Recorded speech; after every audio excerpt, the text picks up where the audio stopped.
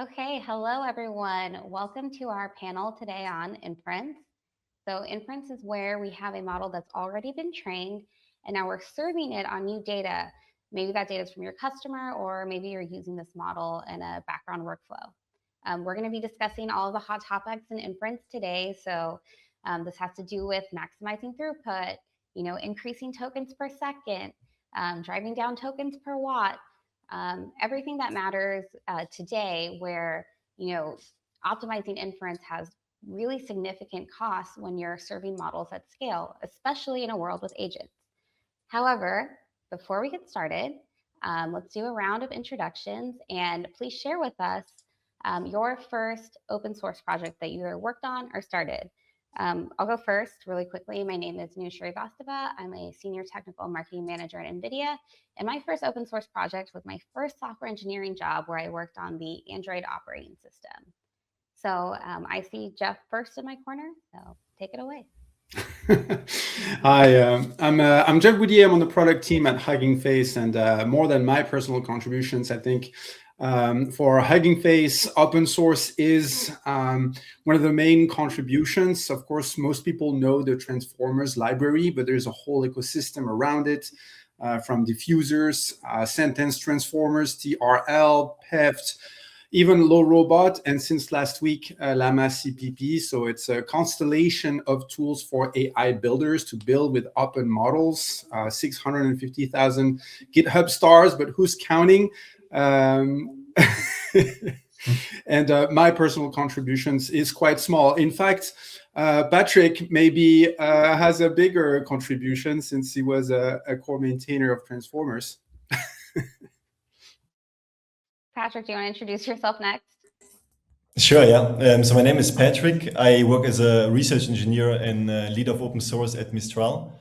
And I think my open source contribution started probably like 8 years ago with Ludwig AI. And then, as Jeff mentioned, I was a core maintainer of Transformers for multiple years, and I've built diffusers. And lately, I've been contributing more to VLM mainly, and also to our open source libraries at Mistral, like Mistral Common, Mistral Fine Tuning, and Mistral Inference. Great. Okay, Tim, you're next.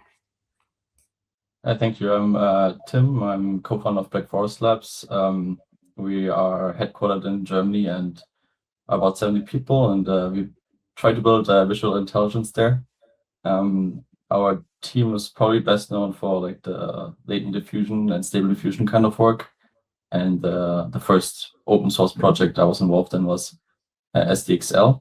And I checked just earlier, and I think it's still going pretty strong. I think after 2 years, it still has over 2 million downloads per month. So it's pretty awesome to see that. Pretty cool. Okay, Ofir. Yeah, hi, I'm Ofir Bibi. I'm the VP Research at LTX, where we build LTX models and the engine for visual media.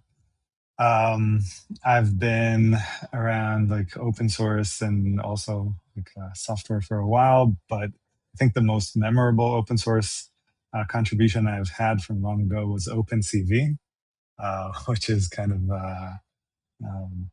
was one of the hardest PRs I've ever had to make them actually get my changes. But yeah, since then, a lot of other stuff. Okay, very cool. Let's get to our first question. So the current techniques when we're talking about inference and optimizing inference, we talk a lot about quantization, which is where you're reducing the precision of model weights. We talk about speculative decoding, where you're trying to predict multiple tokens instead of just one at a time, and other techniques that mirror things that we do in system design. So, how you treat caching and memory. So what my question to the group is, how do you see these techniques growing? Are they going to be the same ones that we have in the future? What are your predictions? And to kick it off, Ofir, will you give us your answer? Yeah, for sure. I mean, all these techniques are, some of them are kind of playing on the same thing. Some of them are, improving, and we can see, just in Hugging Face, they released the kernels, and Double AI, right, in Israel also released the wave speed and algorithms that now build a system architecture to run these models better and faster, and write, CUDA kernels and stuff like that. I think one thing that is really important is both from the hardware side and from the algorithmic design side, right? Because the hardware itself is evolving, and we are kind of fixating on tokens and making tokens more cost efficient. And sometimes it seems like Moore's law is dead, and it is, but there are all sorts of innovations and new plays that companies like NVIDIA make to really boost the system that's underneath it all. And on top of it, the algorithm design itself is also super important because, for instance, in our model, it's a latent diffusion model, and we used a latent space that is deeply compressed. And when we started with that, it was one very unique thing. Nobody really used it. Now many other works and academic works and also works in NVIDIA with DCGen and DC video are looking at deeply compressed, that is just less latent, less tokens. So eventually all these things kind of come together. And when you have a model and when you have hardware, then you use everything you can in the middle, like quantization and everything else in inference. Very cool. Well, Tim, I know that you also work on diffusion models. Is there anything you want to add? No, I think what Ofir said is a great point. I mean, basically thinking a lot about your latent space and how much you compress there, right? Like in the end, you are bottlenecked if you were to choose like a very non-compressed latent space, then you can do as much quantization as you want to kind of still like have this part that's very expensive and a lot of tokens. So kind of having this in mind, and especially for video models, it's a very challenging part, right? Because you want to trade off quality and compressing your latent space as much as possible. Very cool. Patrick, do you want to also add on? Sure, yeah. So Ofir and Tim, I think they work a lot on diffusion. So I think maybe from the LM side, I think the thinking is probably quite similar. I also definitely agree that these are all different screws you want to tighten as much as you can. And I think they're all going to be tightened more and more going forward.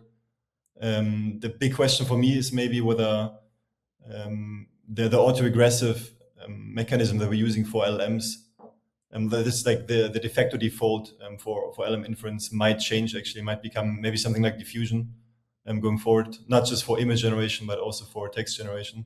So that's a big question for me, where I don't know whether the community will switch to that maybe eventually, whether the diffusion models will be good enough. But until then, I think we will just keep tightening all the screws we already have. So there will be hardware-driven optimizations, and then more research-driven optimizations, like backlift decoding, different architectures, model architectures.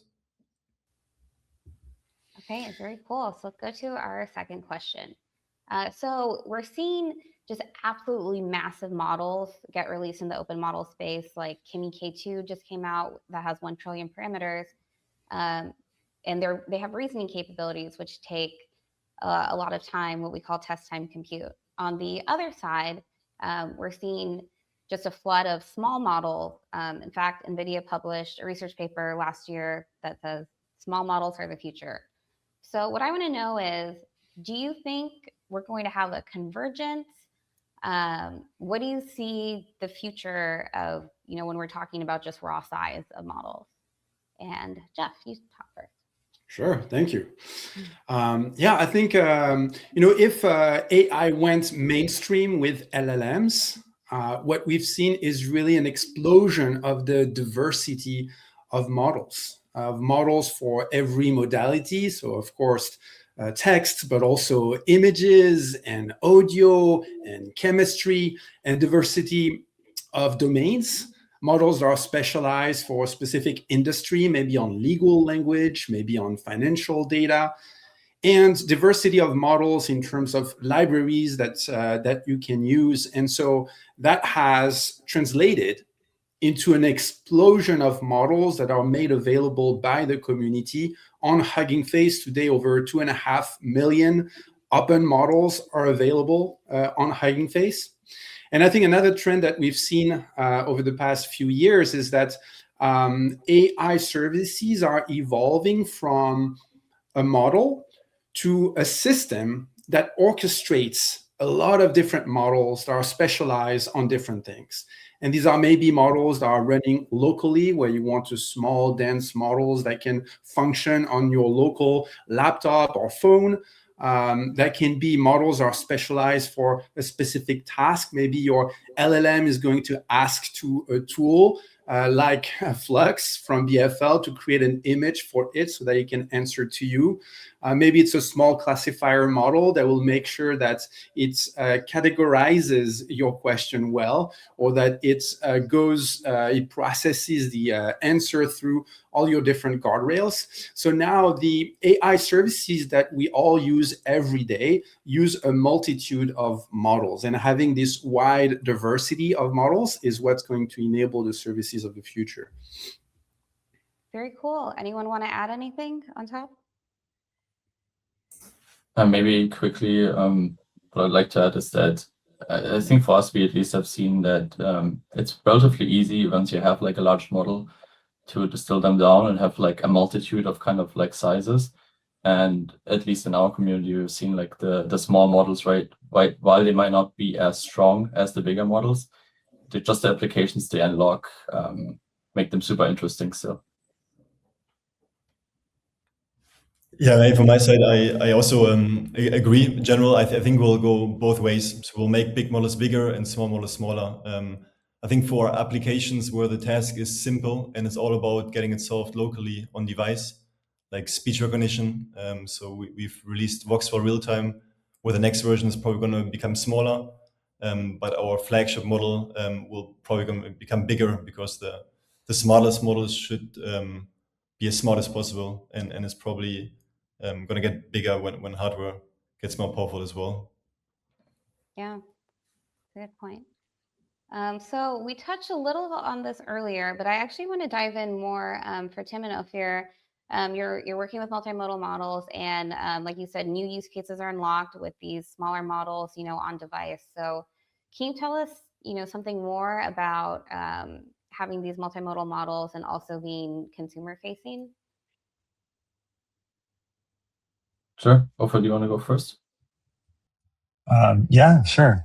So when building models in the media area, then media is heavier than text in general. So you need more memory, and you sometimes at the beginning we thought you need bigger models, but we can see that the models can still be small. And actually, where people get hung up on VRAM, right, is about just the size of the generation. It's kind of like, instead of a response in text, it would be, give me a whole novel now, which is the creation that I have, especially in video. So it's really interesting to see how many design choices that we've made in order to be efficient and fast just in the creative process that needs to be iterative, it needs to be fast, it needs to be interactive. So all these types of things that were done while even thinking about data center GPUs still apply and help us to make modifications and then serve smaller GPUs and different use cases. And again, with all the things that we've mentioned before, like quantization and like just even memory management algorithms that allow you to swap out and stream the tensors through your network, you can get really a lot done on very, very simple hardware. When we released LTX2, which is a 19 billion parameter model, and everybody at the beginning were looking at the BF16 model, saying, oh, you have to have the newest GPU or a data center GPU and so on. But eventually people with 30, 60, and 6 gigs of VRAM and just enough RAM to kind of offload to running the model and getting good runtimes and using 4-bit quantized models with still very, very little degradation in quality and so on. So you're looking at this community both trying to serve them because they're important, but also they are taking to the extreme all these use cases and all these methods that you want to make work. And then from that, you can actually get good, faster models to run in data centers as well, and just pay less to run them and then also charge less. Maybe one thing to add here is that I guess diffusion models come with this iterative process, right? Where like if they just if you train them as a diffusion model, generally you run them for 20 or 30 forward passes to generate an image on video, which can be quite expensive. This is not really a VRAM issue, but just a time to wait issue. And as Ofir said, you really want to iterate fast with these models. So internally, we spend a lot of time on research and trying to distill the iterative process down as much as possible to bring down, I don't know, to 4 to 8 iterations to generate an image on video. Very cool. And yeah, thanks for talking more about quantization. I think I can't collect my paycheck unless I talk about NVFP4 going down to 4 bits. So thanks for kicking that off. So we have very intentionally an EMEA focused panel. So what I want to talk now about is the topic of sovereign AI and why open source inference is important to this, especially now where I think we're seeing a transition from a lot of the top leading models being proprietary hosted models that you need to use an API for to this rapidly growing open model space. So let's kick it off with Patrick. Okay, so yeah, sovereign AI. I think sovereign AI is super important, and I think in the beginning most people only got to know LLMs through ChatGPT, which is a classic, I think, consumer-facing product where everything relies on a simple API. But it's quite obvious that businesses have to deploy local solutions, so solutions where you never transfer data to any external other APIs. And this is quite obvious. I think that you need this for any security-related task, or any company essentially that has sensitive data will never use APIs. So therefore I think having a robust and good open source ecosystem for AI is super important. And I guess the inference server is the most important part here, because quite often as a company you can use pre-trained weights and you just need to deploy them for your business cases. And so the main component to do that is an inference server, so you can serve your customers efficiently. And I think frameworks like VLM, SGLang play a super important role here. Yeah, no, I absolutely agree. I mean, Hugging Face was really built on the vision that we don't want to live in a world where a handful of companies are responsible for the technology that all of the apps and services that we use everywhere over the world uses, right?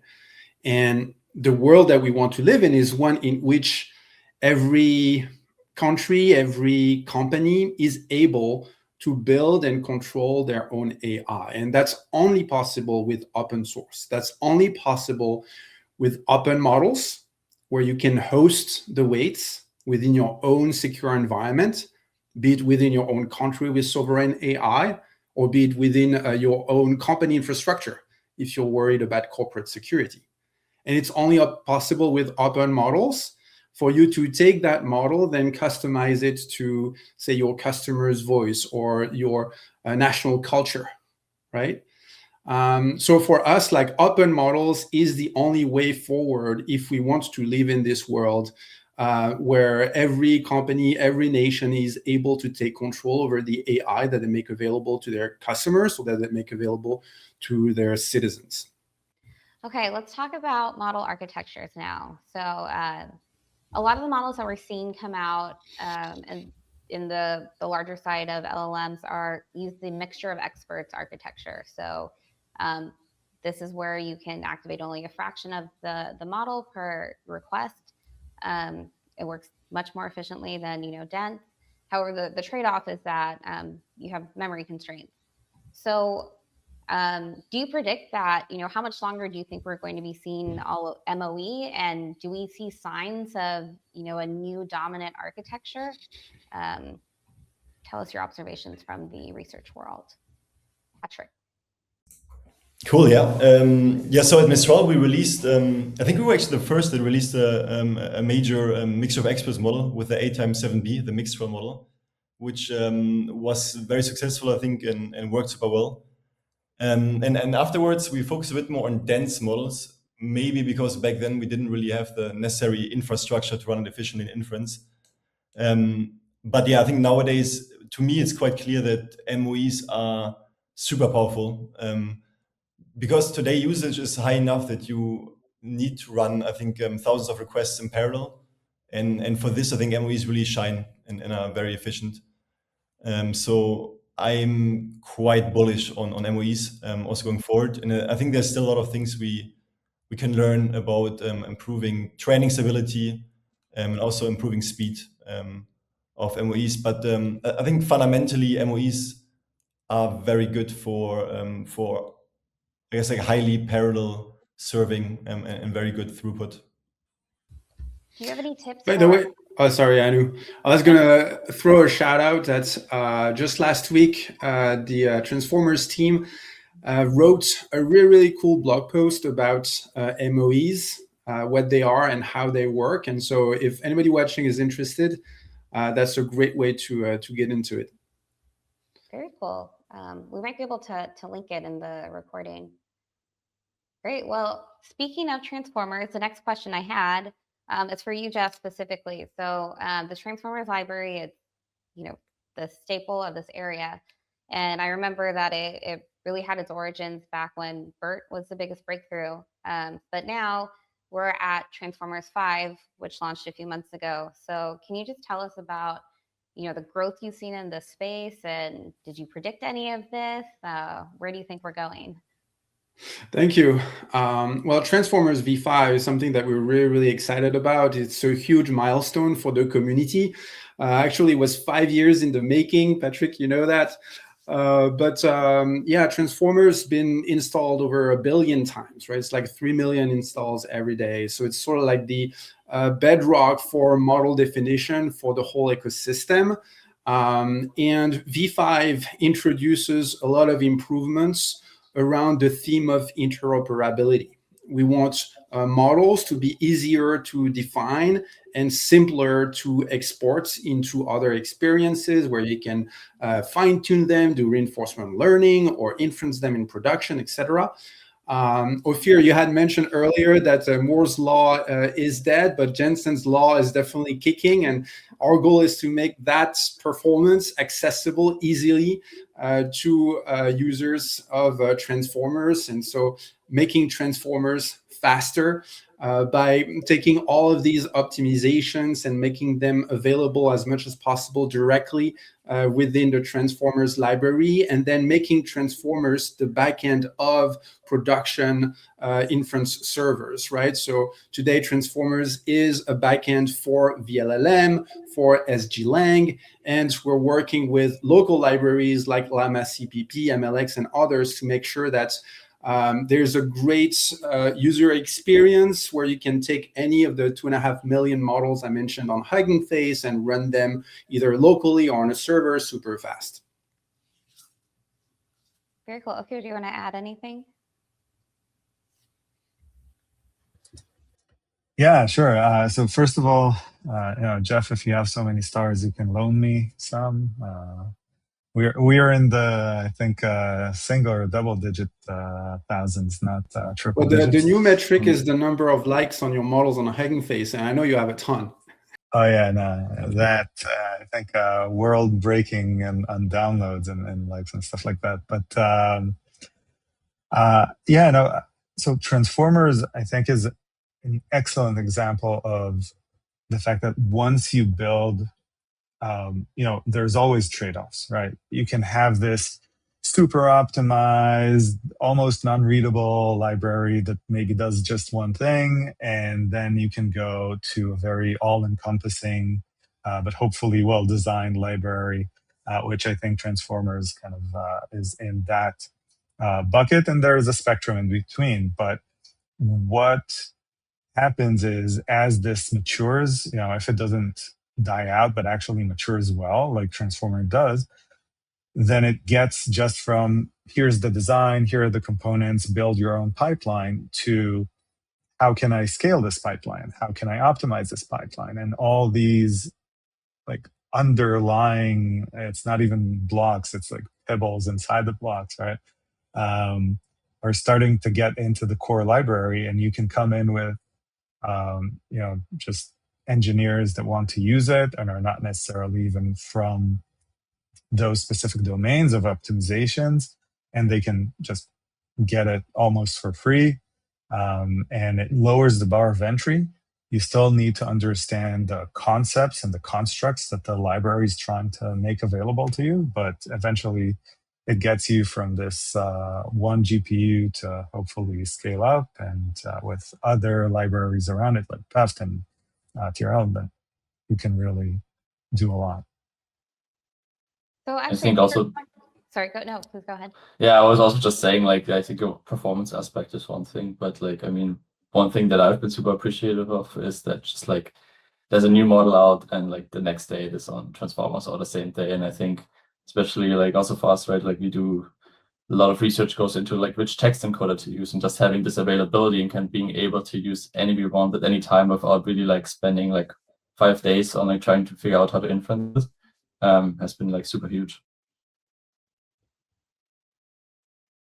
So on the same thread about libraries, and we've talked a couple times about VLLM and SGLang.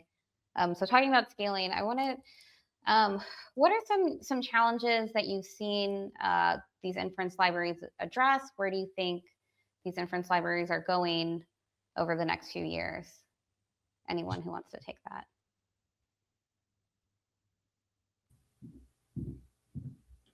I can comment less on the LLMs and more on like the diffusion aspects. Of anyone wants to go on LLMs first?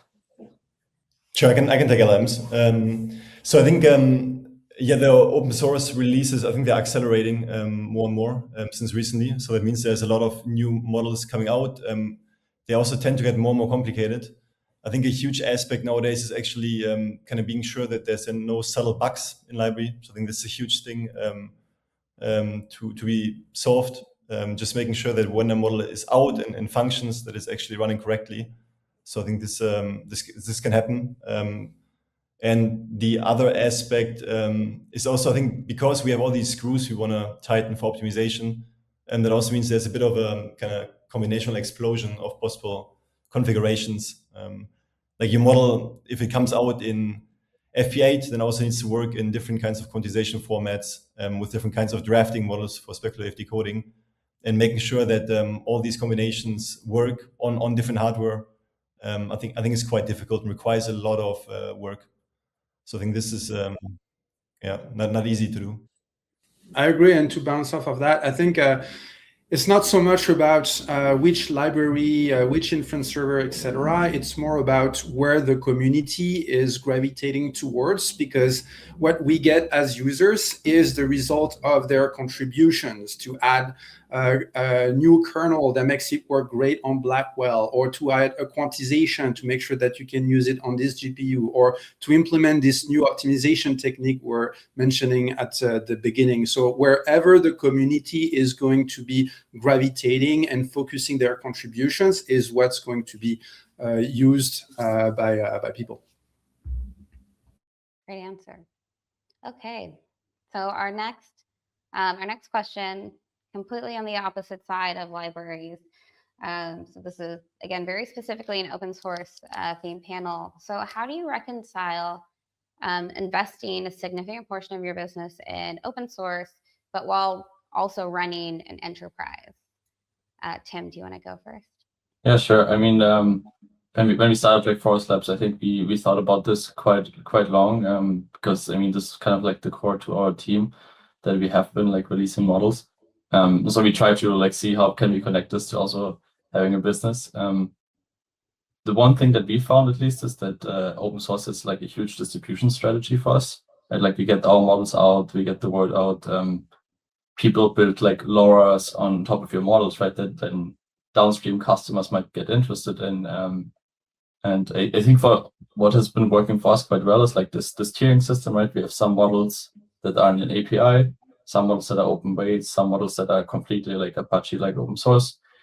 As I said, right, this distribution strategy has worked super well for us. Great. Anyone want to add on? I think open source is not a business model. And so the business model that can be built alongside or on top of open source really depends on how your solutions are being used. Some projects are not just organically positioned to be monetized, some more than others. And so the specifics of that question really depends on the context of usage of the project. For us at Hugging Face, we're a freemium sort of platform. I mentioned the 2.5 million public models, but there are as many models that are used privately by organizations. So 13 million AI builders on Hugging Face, 300,000 organizations, and so people who use Hugging Face a lot, or organizations that rely on Hugging Face, will sort of subscribe to have security for their organization, who has access to what, more compute to do more things as a user, and now even more storage. We work with model providers, research labs, to offer them native AI storage.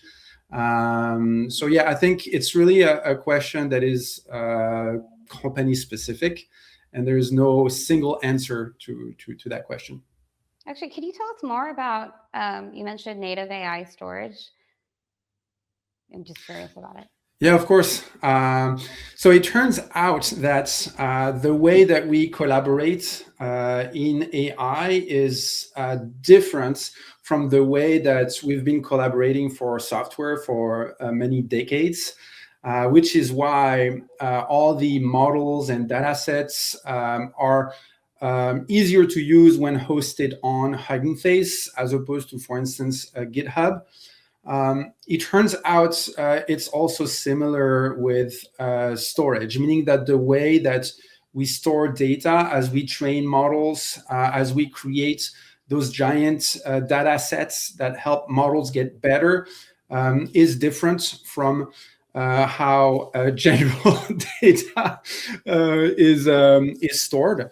And recently at Hugging Face, we acquired a Seattle-based company called XED, through which we completely rebuilt our architecture, and specifically our storage and data transfer architecture, built upon what we call chunk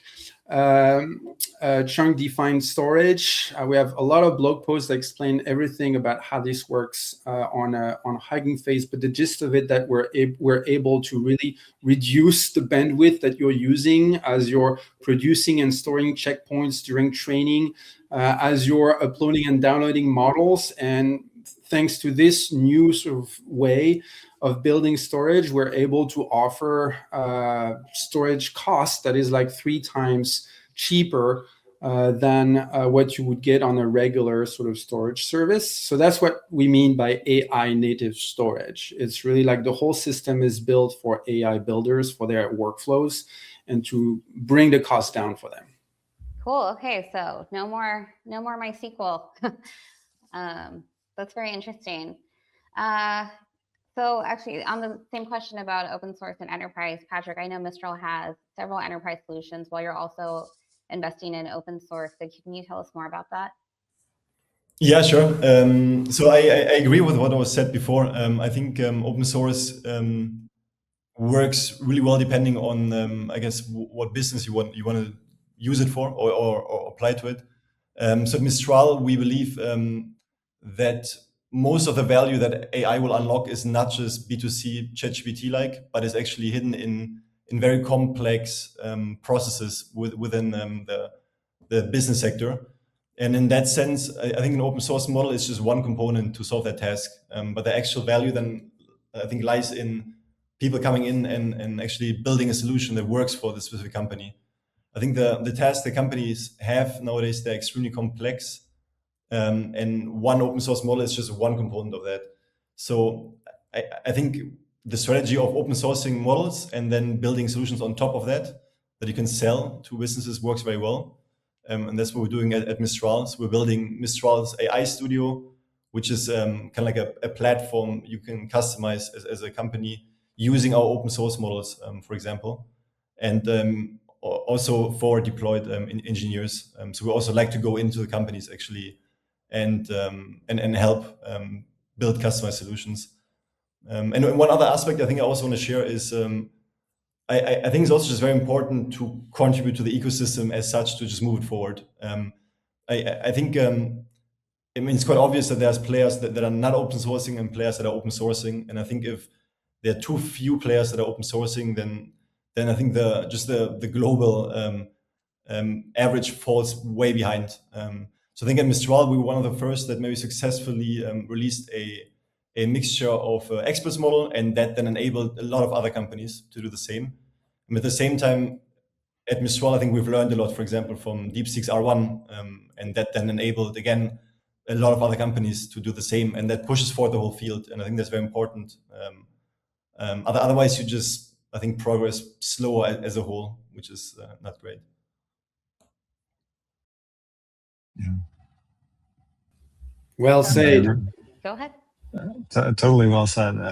I think it's also because as scientists, we see things that are happening a lot of times through papers, but seeing it kind of in open source, it's the real proof of, okay, this can be done. And if you thought of the idea and have the ability to analyze what it is that you're seeing, then you can learn a lot from that and move forward. And again, I don't think that as a company that has all this knowledge, thinking that, keeping it just to yourself, then the idea will come from somewhere else, right? The academic community is sharing and other people have other ideas. There's no monopoly on ideas. So eventually I think that's not a reason to keep closed. And again, open sourcing can be it's a strategy more than anything else, but it can be a good business strategy as well, because it opens up what we've talked about, right? Sovereign and on-prem and all these things that cannot happen when the models are closed. But more than that, for me, I think giving the model to the open source community and also to the clients who want to use it, it means that I give them no ceiling for what they can do with it. Because if I only give an API, then the initial API means that if they want to make it their own, then maybe they can do prompt engineering. And then I add a fine-tuning API, and then maybe they can do fine-tuning. But any reasonable company today that has a couple of researchers who are able to maybe look at the model, look at the layers, maybe not just fine-tune the existing layers, but add new layers and do new things and accomplish their own goals on top of your model, that's really where you can fly and build on top of it. And we're building foundational models. So if we want people to look at it as foundations, we need to allow them access to it. Yeah, maybe to quickly add on to this too, we just actually released a new paper yesterday from BFL, and I guess one of the questions you get is why would you release a paper? Why would you release your research? I think a big point here is that inherently we are scientists, we kind of want to advance the field. I think Patrick said really well. That for me inherently I want this field to move forward, right? And I think this is one way we can kind of give back there and make sure if we all contribute this way that we are doing this together. Yeah. And these two things are not necessarily in conflict, right?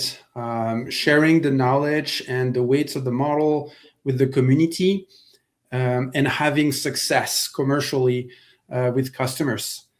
I think if you are a European company today and you want to build your AI capabilities, you want to use a model provider that has proven in the field that they are state of the art, that a lot of people are using, and that is able to provide you with the model that you can run in your infrastructure, that you can customize to your own data, etc. And that's only possible because the model is available, the weights are available, and the libraries, the open source libraries to work with the model are available. And so with Mistral, I believe, like, if you're a European company, you have access to the full gamut of as much like on-prem and customization as you want, all the way to like a fully hosted solution. So I think commercially, and that ties back to your earlier question, Anu, about sovereign AI, open models and open source sort of enables that business model as well. Great. Well, we're close to the end of our time. I actually just want to, now that we're warm, I want to open it up. Any closing thoughts that you want to share? And yeah, I really want to get your predictions. Like, give me a hint on what's coming. Who wants to go? So and I can go first. So I think in the short term, kind of like I'm super excited about like real-time video generation. When I started out in the field like 4 years ago, like when we trained the first video models, it was actually back at NVIDIA. Like they were kind of like not working really well. Like they were kind of like slow, and like kind of like seeing how the field has progressed now, right? Like making this actually we can go towards like real-time video generation is like super exciting. I think in the long term, this might be a little bit of a hot take, but like I think the visual intelligence field will explode. If you think about like text is strictly being like, you can see it as like a subset of like image and video. So I think building like really like strong VLMs that can kind of like take images and videos in fast, and then like also like generative models that like generate image and video really fast, like this will unlock a lot of things. Very interesting. I like the hot take. Okay, who wants to go next? I can go. I think when I joined Hugging Face, it was a bit over 5 years ago. Clem was saying that AI is the new way of building technology. Clem, our CEO, and Julien, our CTO, was saying that software is a subdomain of machine learning. And at the time, like, these statements, they sort of sounded like aspirational things that you would say at a keynote. But today, and particularly in the last 3 months, like, these things really became reality, right? Where software is, by and large, been written by AI models. And where, by and large, like, all the technology that we use every day is now being built with AI first. So I think it's a really interesting paradigm shift where we sort of switch everything on its head in the way that we're building technology, where we're not starting with software, we're starting with AI, and that's going to just change the whole stack, and it's really, really exciting. Well, now I have a follow-up question. Speaking of, bold statements you might put in a keynote, do you think AI will replace software developers? No. Great. But I want other people to talk. Yeah, but I can also add something. So I write a lot of software every day, and I think my job has changed a lot since also last year, November, I would maybe say. Obviously, thanks to code agents. I was honestly quite surprised how good all of a sudden they became. And I think this is also going to roll out not just maybe in the coding industry, but into all other kinds of industries going forward. So essentially every tool that people spend a lot of time working with, I don't know, Excel, any kind of a CRM management system, will all kind of fall into the same paradigm soon. So yeah, I think obviously agents is a big thing in any kind of workflow automation or building process. And then also personally, I'm very excited about still speech. So I have a background in speech recognition.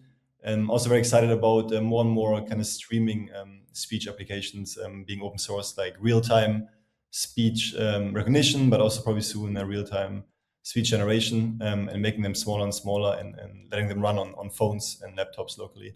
It's also quite exciting. So I also think a bit this whole maybe architecture from you have a request, you send it and you get a response, might also change a bit more towards just like you stream in whatever you have, and you get whatever is being streamed out. I think will also be quite exciting and open a lot of new applications. Great. I think interfaces are going to change completely, and everything is like, it's easier to rebuild, but then you need to think about what is your goal. And that's kind of what I'm most interested in, because there's our end goal and the way to go there, right? Our end goal, for instance, in the video world, right? So if you're a marketeer and all you care about are the clicks that people are going to click, then you have a very clear KPI. You probably don't care if the video is some weird noise that's just hypnotizing people to click on it, and that's your goal. And for people working in cinema, right, they want everything to be just right. They have a vision, they have an artistic vision, and they want to get there. But also a lot of times they want to get there through a very specific process. And I think, first of all, on the level of AI versus human, it's going to be this push and pull of where we let go of control and where we keep that control and try to find the right interfaces for those controls, because just telling an agent what you want is not enough. And if it's very dimensional, like a building or a video, then maybe you need to point things out, or to build some of it in a way that is very specific to how you envision it. And in the way of interfaces, then again, we're building these foundational models, and we want to see what's built on top of them, what layers to the model itself, and what application layers and everything on top of that as well. Great. Well, that concludes our panel. I will, wrap us up with just the thought that AI accelerates us, accelerates humans. It does not replace. So thank you, everyone, for dialing into our Inference panel today. Awesome. Thank you. Thank you. Cheers. Thanks.